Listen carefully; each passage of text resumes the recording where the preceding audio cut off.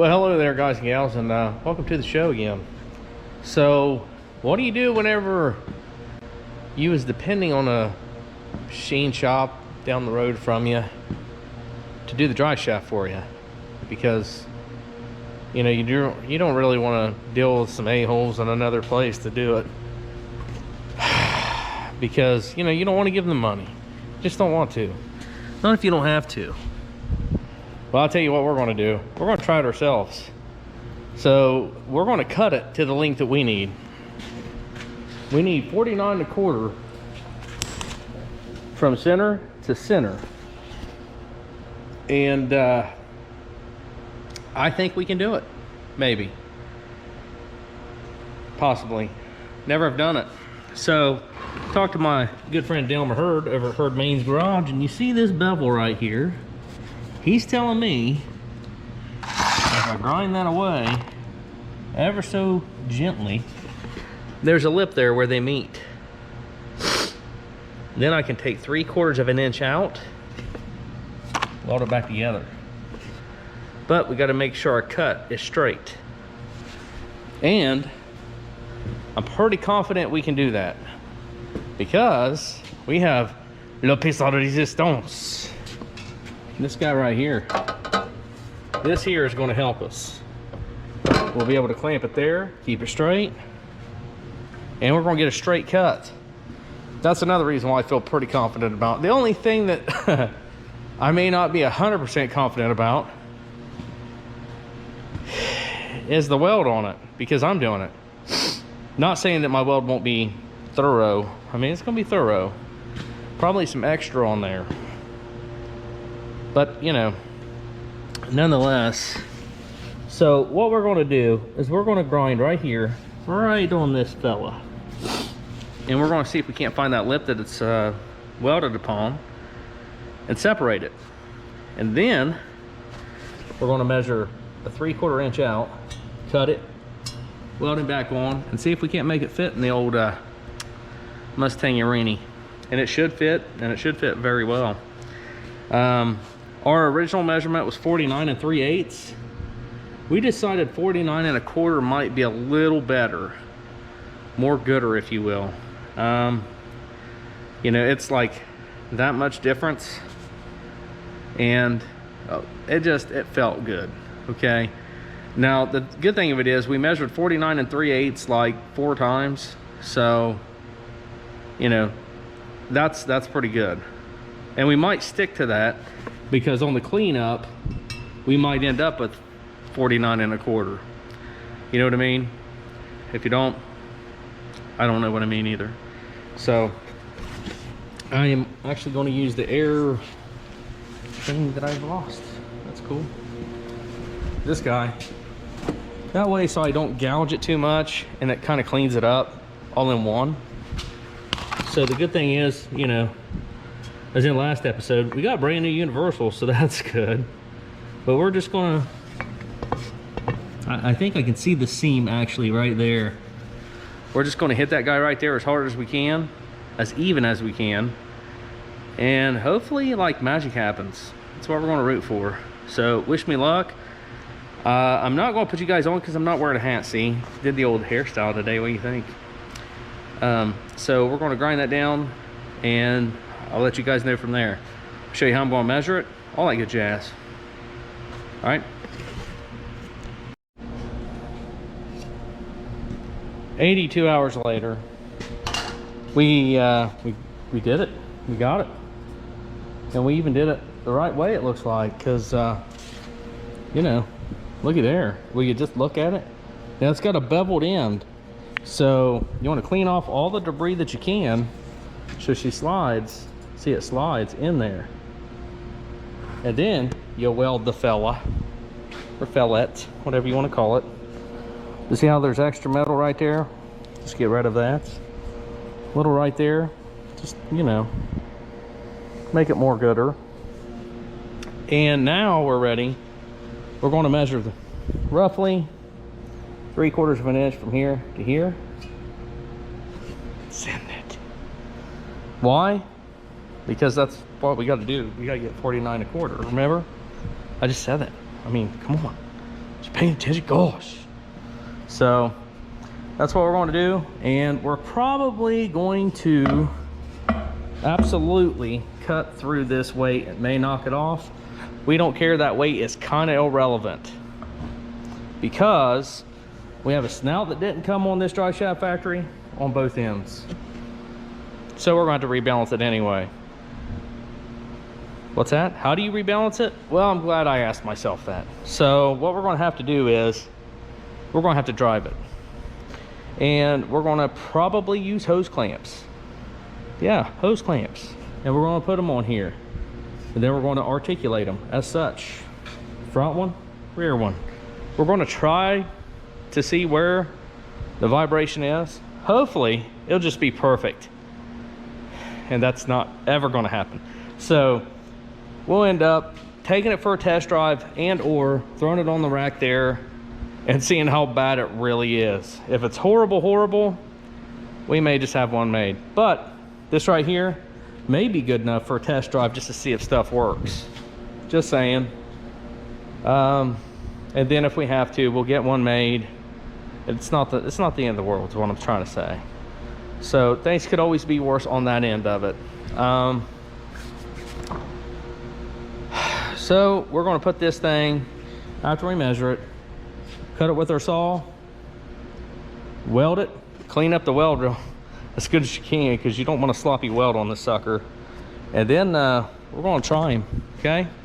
So it's just a few little, you know, luck things. But anyway, what I was going to tell you also, see how even that really got? I mean, that is, I know you guys can't tell, but believe it or not, that's actually kind of even. Like really, really even. Grind slowly. In fact, I had to get my other grinder. I had to get the big guy out because that was taking a little bit longer than what I was wanting. But I did do the finest grinds, finished grinds with that little air one because, yeah. But whenever you start grinding, wherever that bevel is, remember the bevel that we started with? Concentrate right there. That's where the seam is. So it kind of makes sense. But concentrate there and not so much all the way down in here. That way, so if you only have to take off a ½ inch or whatever you got to take off, you're not cutting it thin all the way down an inch, because then you're going to have to buy a new dry shaft. So I'm gonna mark it, cut it, weld it. We're gonna tack weld it first, make sure everything's more gooder, and then with the weight of the car on the floor, we're gonna make sure we got our inch play before we weld it. Like I say, I've measured this 4-5 times, and I just want to make sure before we put her straight to Senville that we have this correct, you know? So that's what we're going to do. All right. And I don't know if I can show you that part or not, but we're going to try it. Okay. So I don't want to be that guy, but I'm going to be that guy. I think we saved about 450 bucks minus the universal joints, and I learned a trick. Okay. So at least on a GM, this slides right in there. And if you kept your grinding mark, like where you could still see where you grinded off the old one, guess what? You can line the tube up right on it. So we cut it down to 49.5 or 49.25, rather, I'm sorry. And we got the right amount. As you can tell, it's been, well, this ain't really a good indication, but you got to get the vehicle down on the ground. Here's what I did. I left the bolts loose. See how they're loose right there? And you want, at bare minimum, at least a ½ inch of play. So I gave myself roughly close enough, a ½ inch of play, right? After that, we're golden. Because it needs play. Whenever the car goes up and down, the dry shaft will go in, it will come out, okay? So you're gonna have to have that play. So that right there, all we got left is to weld it. And I'm gonna spare you guys my welding job. Daggone rain. Sounds like a truck's like right outside. It's not. It's just old country road, you know. Anyway, so we're going to take it back down, weld it up permanent, and I'm telling you, even though you guys can't see this, let me get this down real quick and show you guys just where this line is, because if you don't know, I just want to help you guys.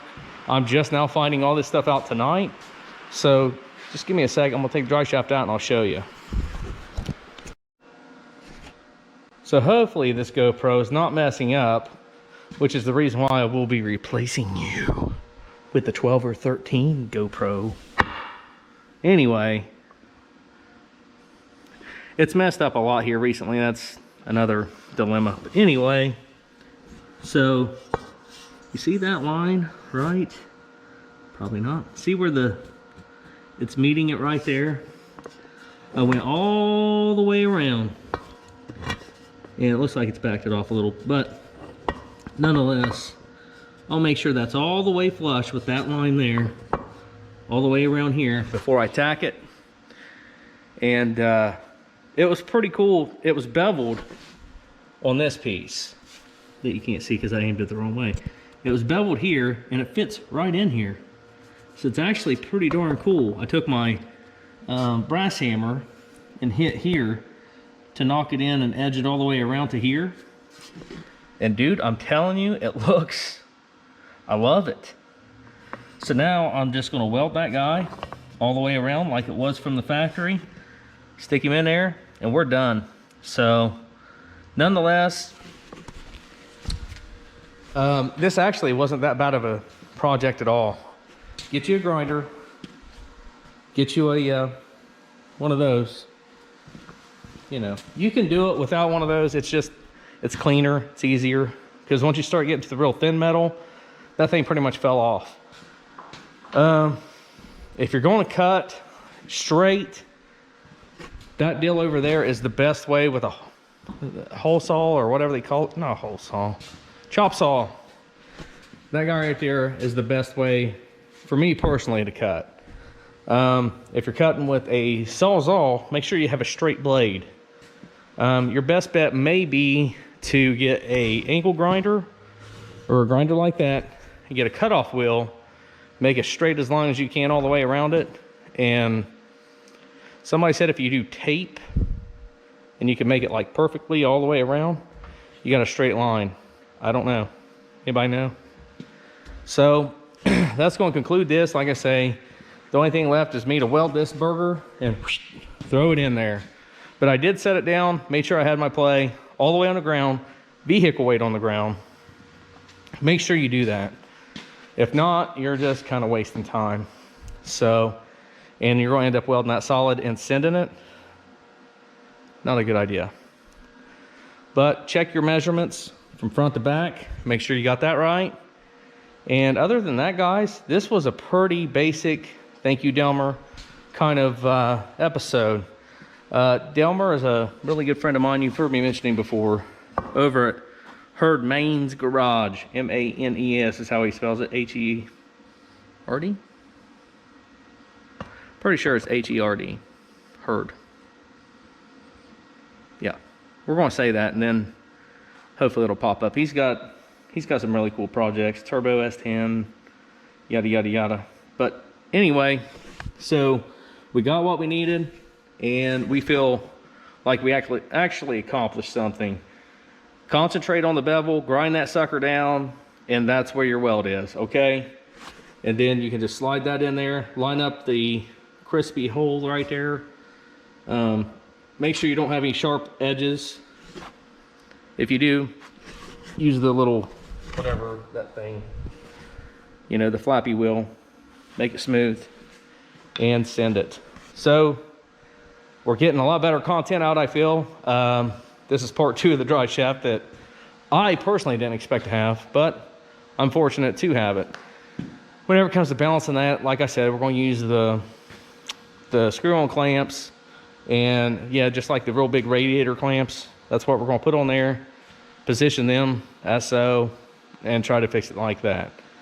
But that's it for this episode. I want to thank you guys and gals for watching. I appreciate every one of you. Y'all have a great weekend. It's only gonna get better. We're going to be soon starting body work and then get out of my garage. You know what I mean? So until then, y'all have a great one. We'll see you next time here on Right Turn Garage TV.